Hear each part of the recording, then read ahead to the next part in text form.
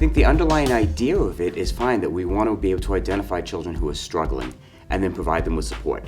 The ways that we're going about it aren't necessarily the most authentic way to do it. Like all good things that start out with very good intentions and hours of, I'm sure, planning and organizing, I think the intent is very good, but the assessment end of this has actually at times taken a large chunk away from instruction. So of course, we want to know our readers because that enables us to be very good instructors.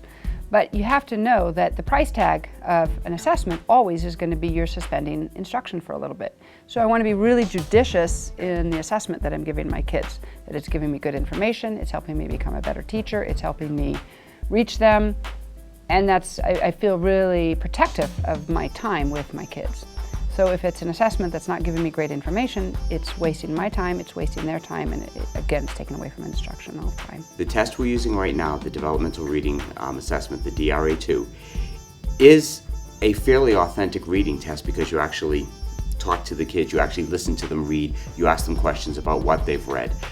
Unfortunately, we're hearing that one's going away to be replaced by something that's going to be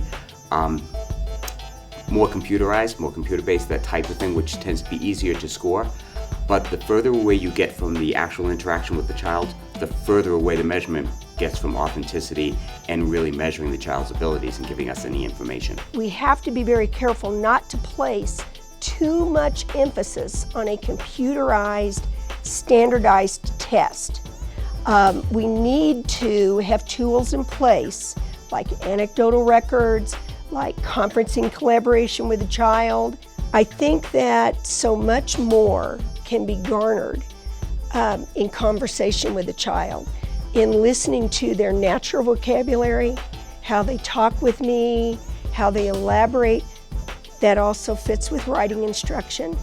But the act of reading and what they know about phonics and phonemic awareness, that all is built, and yet their comprehension, if you read to a young child and then talked with them about the story, you're going to get a lot of information about what they took in.